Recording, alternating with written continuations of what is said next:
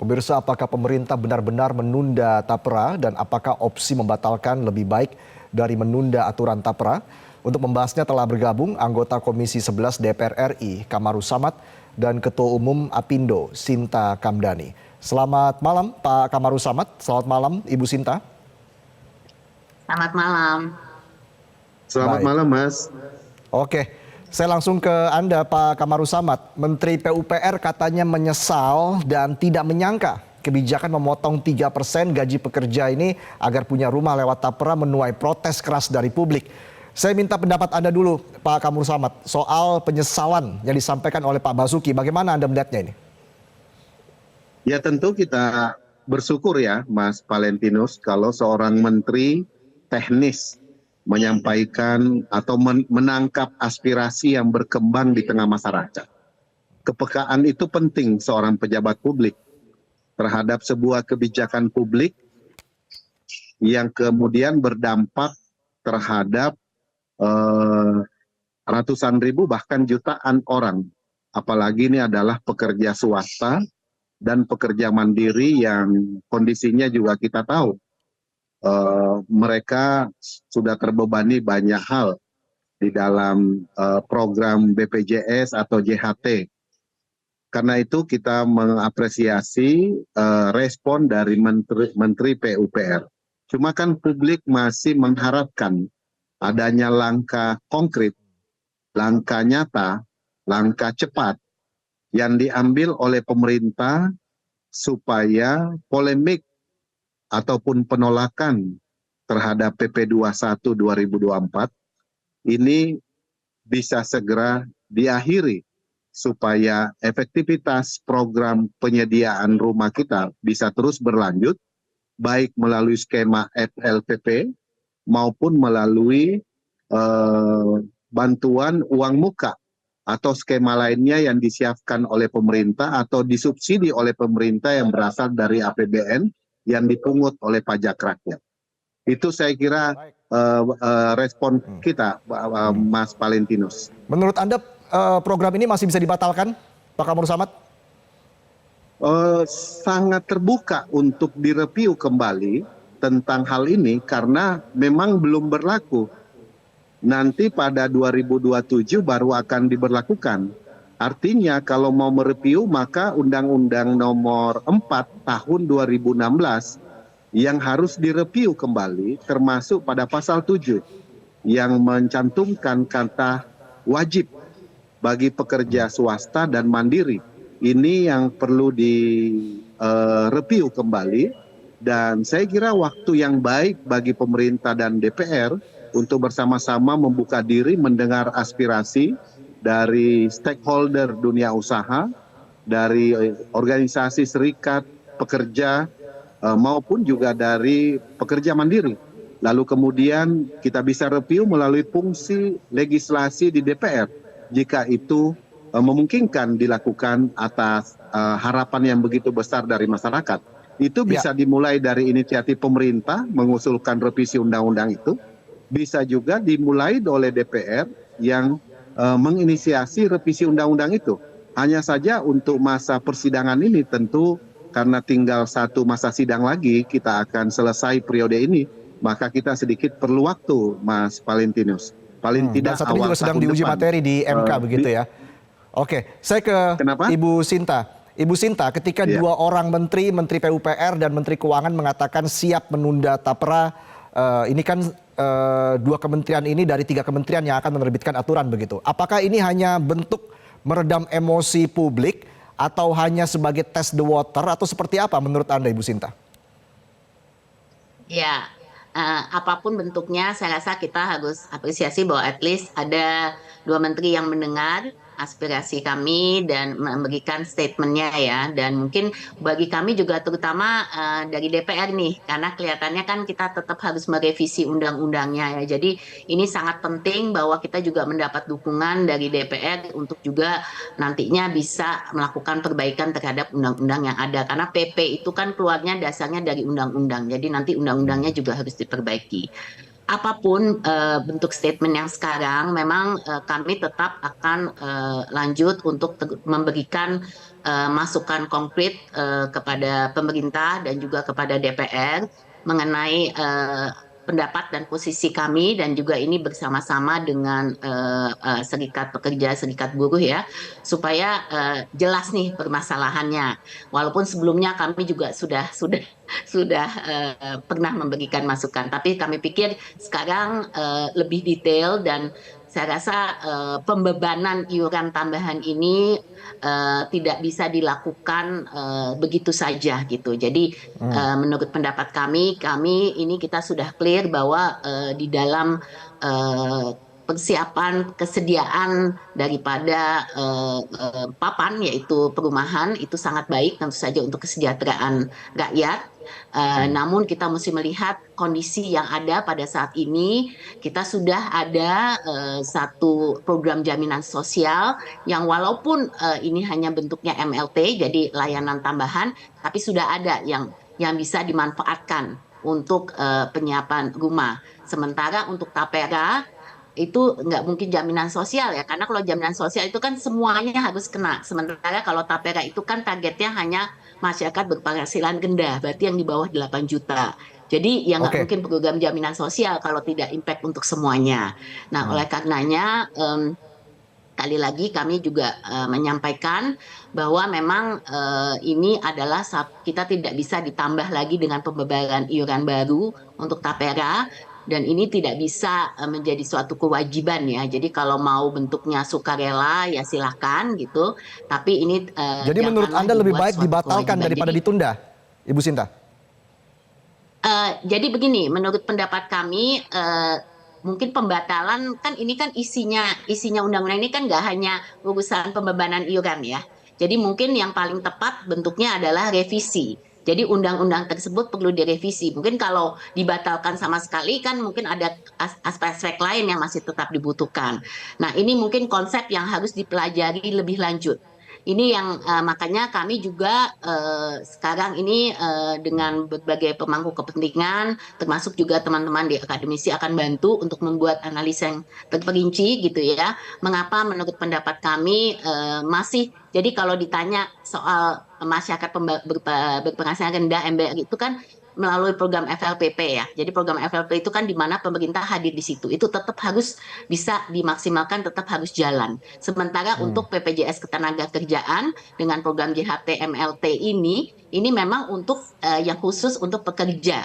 Di mana di sini ada kontribusi pembayaran iuran wajib dari pekerja dan pemberi kerja gitu. Jadi ini kita harus memisahkan ya, bahwa ini adalah dua program yang dua-duanya masih dibutuhkan. Mengenai tapera, ini adalah kebijakan pemerintah kalau mau tetap jalan dengan ASN Polri, karena itu adalah ranahnya pemerintah, ya kami persilahkan. Ibu Sinta, belait soal iuran tapera ini kan sudah diundang-undangkan sejak 2016. Sebenarnya kalau tadi Anda singgung soal revisi, poin apalagi yang perlu direvisi? Ya, jadi yang jelas di dalam undang itu pasal 7 yang tadi disampaikan oleh Mas Kamrul Samad, itu kan memang di situ disebutkan mengenai kewajiban ya. Jadi sebenarnya kalau itu bisa direvisi untuk menjadi bukan kewajiban, tapi sukarela, ya itu bisa saja itu dilakukan demikian. Baik, saya ke Pak Kamrul Samad. Apakah dalam pemerintahan Pak Prabowo nanti setelah dilantik pada 20 Oktober begitu, program tapera ini akan tetap dijalankan mulai 2027, Pak? Ya, kalau kita mendengar di media, beliau sudah mengeluarkan pernyataan bahwa akan mempelajari, akan mengkaji. Itu artinya beliau sungguh-sungguh juga menyerap aspirasi yang berkembang. Dan masih ada waktu yang cukup, Mas Valentinus, untuk bisa memastikan bahwa seluruh aspirasi dari pekerja, baik pekerja swasta maupun mandiri, serta aspirasi dari dunia usaha, betul-betul bisa diakomodasi. Nah, setelah itu kita, waktu kita cukup saya rasa di 2025 untuk mereview kembali sebelum 2 tahun atau 3 tahun sebelum pemberlakuan tersebut. Apalagi 1 Januari 2025 juga ada kenaikan PPN sebesar menjadi 12% kan. Pemberlakuan dari undang-undang HPP itu semuanya juga menjadi pertimbangan buat kita di DPR untuk melihat beban-beban masyarakat di tengah-tengah ekonomi yang masih up and down tentunya. Nah, yang kedua yang tidak kalah penting sebetulnya, kita sepakat bahwa program Tapera ini sangatlah diperlukan oleh masyarakat, khususnya masyarakat berpenghasilan rendah, MBR. Karena itu tahun ini pemerintah melalui program FLPP itu mengalokasikan subsidi sebesar 13 triliun lebih untuk program rumah subsidi, dan dalam kurun waktu dalam kurun waktu 14 tahun sudah lebih kurang 105 triliun subsidi yang sudah digelontorkan untuk rumah bersubsidi melalui skema FLPP ini. Dan di dalamnya juga bukan hanya ASN, TNI dan Polri, tapi juga ada unsur pekerja swasta dan pekerja mandiri yang menggunakan FLPP ini. Bahkan kalau kita buka datanya, rata-rata mereka berpenghasilan antara 3 sampai 4 juta, dan itu cukup signifikan angkanya, Mas Valentinus. Menggunakan fasilitas FLPP ini mencapai 220 ribu lebih dalam 14 tahun terakhir ini. 220 ribu lebih unit rumah yang sudah dinikmati pekerja non-ASN, non-TNI Polri dari fasilitas FLPP dengan kisaran gaji berdasarkan data yang kami terima antara 3 sampai 4 juta. Itu artinya skema pemerintah yang sudah dijalankan sudah tepat. Nah, dan ini pendanaan FLPP ini dikelola oleh BP Tapera. Lalu kemudian di undang-undang baru menambah satu poin, yaitu adanya simpanan yang berasal dari pekerja swasta dan juga mandiri. Inilah yang berpolemik, yang kemudian diatur di dalam pasal 15 PP 21 2024, Mas Valentinus. Ini yang kemudian menjadi relaktan di dunia usaha, dan baik selaku pemberi kerja dan juga pekerja selaku penerima kerja 2,5 dan 0,5%. Ini yang sangat menjadi polemik di masyarakat. Begitu. Ya, dan kita akan lihat seperti apa sebenarnya, apakah revisi dari pasal 7 tadi akan benar-benar terwujud nanti ke depan. Kita akan membahasnya usai jeda. Pemirsa, tetaplah di Prime Time. Pemirsa, Anda kembali lagi di Prime Time News. Saya kembali ke Ibu Sinta. Ibu Sinta, jadi pengusaha di Indonesia itu sebenarnya maunya apa? Apakah berkeinginan bahwa Tapera ini benar-benar dibatalkan, atau hanya sekedar merevisi pasal 7 tadi soal kewajiban karyawan membayar iuran sebesar 2,5%, sementara 0,5% ditanggung oleh perusahaan? Sebenarnya seperti apa keinginan dari pengusaha Indonesia, Mbak Sinta? Ya, jadi prinsipnya kalau dari kami yang kami garis bawahi ini adalah pembebanan iuran yang menjadi kewajiban untuk pekerja dan pemberi kerja. Itu yang menjadi highlight permasalahan dari posisi kami. Karena memang seperti kami sampaikan, ini kami sudah mengiur melalui BPJS Ketenagakerjaan yang merupakan jaminan sosial resmi. Jadi ini menurut kami adalah sudah ada penanganan untuk bagaimana bisa melalui BPJS Ketenagakerjaan. Jadi kita nggak mau mengiur double gitu ya. Jadi bahwa kita udah ngiur di BPJS Ketenagakerjaan, kenapa kita harus mengiur lagi untuk di Tapera? Jadi itu jadi yang soal iurannya itu ya, yang harus direvisi atau seperti apa? Apakah memang Apindo mendesak agar tidak ada iuran wajib atau seperti apa? Betul, tidak ada iuran wajib. Itu yang sebenarnya menjadi kunci utama. Jadi itu yang kami minta untuk diperbaiki. Jadi kalau mau partisipasinya mau sukarela ya boleh-boleh aja gitu. Tapi tidak ada iuran wajib yang harus dibebankan kepada pekerja dan pemberi kerja. Oke, jadi keberatan dengan angka 3% tadi ya, Ibu Sinta? Bukan angka, pembebanan daripada iuran wajib itu. Bukan jumlahnya saja, tapi pembebanan iuran wajib itu untuk Tapera. Nah, tapi kalau untuk program FLPP, kami seperti tadi dikatakan oleh Mas Kamrul Samad juga kami mendukung, karena program FLPP itu kan sudah jalan dan sangat baik kelihatannya jalannya. juga untuk yang masyarakat MBR tadi gitu, terutama yang bisa menikmati hasil ini. Jadi menurut kami itu FLPP monggo silakan dijalankan terus gitu, karena itu program baik yang dimana pemerintah memberikan subsidi dan itu programnya sudah jalan gitu. Jadi itu menurut kami biar terus aja program itu berjalan. Oke, ketika Presiden menganggap permasalahan backlog kepemilikan rumah yang angkanya mencapai 9,9 juta harus segera diatasi, sebenarnya bagaimana solusi dari Apindo? Ya, jadi kami melihat bahwa memang ini suatu yang kita mesti carikan solusi ya. Nah, kalau tadi saya katakan ada dua ya. Jadi kalau untuk pekerja ini kan kita bisa ambil dari aspek BPJS Ketenagakerjaan, terutama untuk pekerja yang kita melihat bahwa mereka bisa mendapatkan dari JHT-nya ya. Jadi JHT-nya 30% diambil untuk manfaat layanan tambahan. Bisa ambil dari situ. Selain daripada itu, memang pemerintah harus hadir. Nah, pemerintah harus hadir di mana ini bisa diperluas juga untuk program FLPP-nya supaya ini bisa terus bisa lebih menambah lagi yang bisa mendapatkan manfaat daripada FLPP. Nah, kalau dari program MLT, kami juga merasa PPJS Ketenagakerjaan memang kita harus sama-sama lebih sosialisasikan, kita juga lebih perluas ya manfaatnya, karena sekarang ini kan juga ini berhubungan dengan bank-bank himbara dan bank-bank nanti yang perbankan yang nantinya akan berpartisipasi. Jadi kita ini kerjasama yang saat ini sudah difasilitasi Apindo ini dengan beberapa bank itu sudah jalan, tapi memang ini harus diperluas gitu karena jumlahnya masih sangat minim. Nah, kita juga mesti melihat permasalahannya apa di situ gitu kan, gimana kita bisa melakukan perbaikan untuk juga menarik lebih banyak minat pekerja yang bisa mengambil manfaat ini gitu. Jadi bukannya juga as is ya. Jadi ini juga ada perbaikan yang kami perlu minta untuk dilakukan oleh PPJS untuk bisa supaya program ini bisa lebih banyak dimanfaatkan oleh pekerja. Dioptimalkan tapi lagi dalam seperti satu itu ya. sisi yang MBR ini untuk melalui FLPP ya itu juga tetap harus terus dijalankan sehingga ini semua program ini bisa diperluas untuk kesiapan daripada perumahan yang dibutuhkan.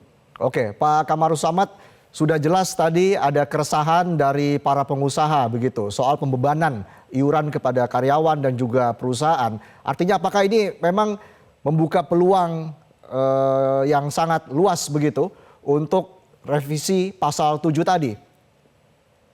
Ya, Mas Valentinus, yang disampaikan Ketua Umum Apindo, Mbak Sinta Kamdani, saya kira ini adalah satu aspirasi. Tinggal kita nanti coba simulasi perhitungan komparasi antara kenaikan UMR dengan pembebanan-pembebanan yang muncul karena mandatori dari undang-undang terhadap pekerja. Itu juga kita bisa hitung seperti apa simulasinya sehingga potongan-potongan atau pembebanan itu apakah nanti kita sampai pada kesimpulan oh ini memang tidak memenuhi atau bahkan bisa mengurangi potensi kebutuhan gizi pekerja misalnya, kebutuhan dasar. Karena ini kan sebetulnya Mas Valentinus ini adalah amanat Undang-Undang Dasar. Amanat konstitusi kita di dalam pasal 27 ada kata penghidupan yang layak. Jadi setiap warga negara berhak atas penghidupan yang layak. Kebutuhan sandan, pangan, dan papan ini memang haruslah disiapkan oleh negara. Tapi karena kondisi hari ini, ruang fiskal kita tidak begitu cukup untuk menjangkau dalam rentang waktu tertentu, misalnya 5 tahun. Semua pekerja yang kategori MBR atau masyarakat yang kategori MBR dalam 5 tahun kita bisa selesaikan penyediaan rumah, kebutuhan rumah mereka. Karena ruang fiskal yang begitu kecil saat ini, maka tentunya inilah yang bisa jadi menjadi riwayat penyusunan undang-undang kita di 2016 yang lalu. Lalu kemudian waktu itu mungkin ada juga proyeksi pertumbuhan ekonomi, proyeksi pertumbuhan kualitas ekonomi kita. Sehingga kenapa kata kewajiban itu wajib dicantumkan di dalam pasal 7 Undang-Undang Nomor 4 2016. Nah, ternyata di dalam rentang waktu 8 tahun ini, Mas Valentinus, kita mengalami stagnasi ekonomi, bahkan kita pernah mengalami resesi ekonomi, yaitu di 2020. Dan dampaknya baru kita bisa kembali di 2022 akhir dan 2023, dan kita bersyukur 2024 kuartal pertama pertumbuhan ekonomi kita 5,11%. Itu artinya arah kebijakan pembangunan ekonomi nasional sudah on the right track. Nah, persoalannya sekarang kita juga ingin terus mendorong supaya kebutuhan papan, kebutuhan rumah oleh MBR ini bisa segera terselesaikan. Karena sudah 14 tahun diintervensi oleh pemerintah melalui skema FLPP dan skema-skema lainnya, tapi belum bisa terselesaikan. Nah, inilah yang menjadi PR kita ke depan. Kalau bicara revisi, sepanjang pemerintah punya keinginan kuat, DPR pasti akan menjadikan aspirasi masyarakat, pekerja, dan dunia usaha sebagai pijakan dalam merespon usulan pemerintah nantinya dalam revisi tersebut. Begitu juga sebaliknya, dalam pembahasan-pembahasan pasti juga kita akan melibatkan secara langsung terhadap dunia usaha dan juga para pekerja. Karena mereka menjadi objek sekaligus subjek dari implementasi undang-undang ini nantinya. Jadi inilah membuktikan, Mas Valentinus. Tapi singkat saja Pak Kamarul Samad, artinya memang kekhawatirannya nih apa? Apakah memang jika revisi pasal 7 ini dikabulkan, BP Tapera tidak mendapatkan imbal hasil dari program Tapera ini, atau seperti apa? Singkat saja Pak Kamarul Samad. Sebetulnya BP Tapera itu tidak mendapatkan imbal hasil. Yang mendapatkan itu adalah pekerja yang pendapatannya di atas 8 juta yang kemudian mensubsidi MBR, ya. Jadi itulah kemudian di dalam pasal PP 21224 itu dicantumkan adanya manajer investasi untuk mengelola dana yang dihimpun. Nah, ini ada persoalan baru lagi, Mas Valentinus, yaitu soal kepercayaan publik terhadap sebuah badan atau lembaga yang dibentuk atas nama undang-undang untuk mengelola dana publik, karena banyak kejadian sebelumnya. Jadi terus ini kita inventaris apa yang menjadi aspirasi masyarakat. Ini jadi satu sisi soal kewajiban, satu sisi soal kepercayaan publik dalam pengelolaan dana publik. Nah, ini perlu jaminan kita akan lihat seperti apa supaya nanti mereka betul-betul bisa merasakan manfaatnya. Begitu, Mas Valentinus. Baik, terima kasih anggota Komisi 11 DPR RI Pak Kamarul Samad dan juga Ketua Umum Apindo Ibu Sinta Kamdani sudah bergabung bersama kami di Prime Time News. Jelajahi cara baru mendapatkan informasi. Download Metro TV Extend sekarang.